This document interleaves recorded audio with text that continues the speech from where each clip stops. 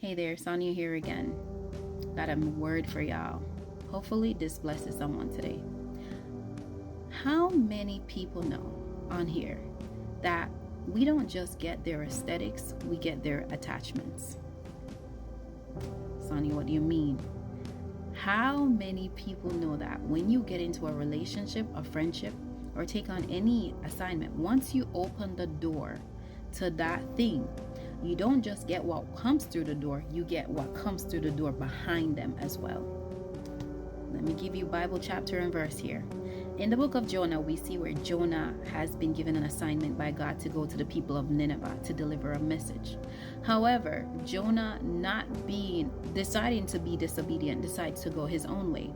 So he went down to Joppa, boarded a ship, and decided to go the opposite way in which God sent him. God decided that he was not going to have that. He decided and sent a storm on the sea with the ship that Jonah was in. It was to the point where the men on the ship got so scared that the ship was about to break up. They started overthrowing their own cargo. Mind you, Jonah did not go on that ship with any cargo, but these men have lost cargo due to Jonah being on the ship. Finally, they decided to start waking everyone up. Jonah was sound asleep in the lower parts of the ship while this was taking place. The man appealed to him and said, "Please appeal to your God that we may know, that he may take pity on us and save us from this." They cast lots, and the lot fell on Jonah, which means that Jonah was the cause for the storm.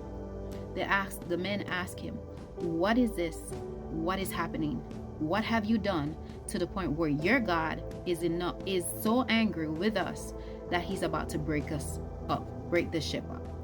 Jonah says, "I'm a Hebrew, and I fear the Lord God, which is why we're going through the storm." The men asked, "What may we do to you?" Jonah said, "Throw me overboard." The men were fearful, but they did oblige. The moment they threw Jonah overboard was the moment the storm settled. Now, I don't know who needs to hear this, but is the current storm that you're going through right now as a result of your issues or theirs? Did you open the door to a demon and now you are dealing with the aftermath of what they have been running from? A lot of times we don't realize that we don't just get people and their aesthetics, we get their attachments. The attachment to their disobedience, the attachment to the things, the open doors that they have in their lives. Now you open that door to that relationship, and ever since you opened that door, you have lost your peace. Anxiety has been reigning, fear has been running rampant in your life. Financially, you have lost a lot. Emotionally, you are tired. Right now, you're in a relational overdraft due to the fact that you opened the door to that relationship. A beautiful thing about open doors that I've been learning lately is that whenever we open the door to anything in our lives, once we're in the will of God and we open the door to a relationship, a friendship, an assignment, a ministry, whatever it is, we don't get a say in what comes through that door. And I think so many times us as people think that we can help someone, we can save someone, and we can help them going through. Notice the men on the ship lost before they threw him overboard. Notice they lost valuable cargo before the storm settled. Could it be that situation, relationship, or friendship that you're in is the reason you have lost your peace, your discernment? You can't hear the voice of God. You have now come with the spirit of confusion. God said, "I didn't give you that."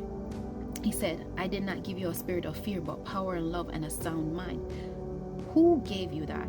And who walked into your life and dragged that behind them? And now we're at that point where, because we opened the door to that relationship, we have lost valuable items. Financially, you're in overdraft. Emotionally, you're in overdraft. Spiritually, you are in overdraft. mentally you're in overdraft. Since you opened that door to that relationship, friendship, or ministry, have you noticed the storms that you're getting attacked in? And can you discern, is this my storm or theirs? And if it is their storm, what are you willing to do about it? Are you willing to walk through it? Sometimes we think that we can save people. We're not construction workers. Only God can change a person. In Matthew's, I believe it was, when they said, who can be saved? Jesus responded, with man, this is impossible, but with God, all things are possible. You cannot do God's job for him. Matter of fact, we do a poor job for ourselves. Have you taken on a God task in your human nature?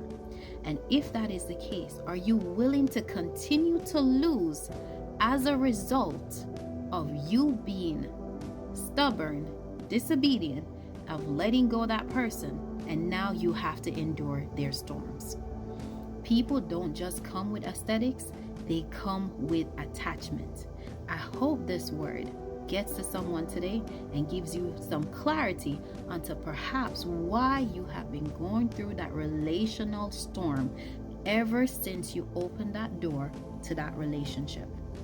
I pray this reaches you. I pray this changes you. And again, the sole purpose of my message is to teach, train, heal, and hopefully set the captives free. I hope you have a good one today.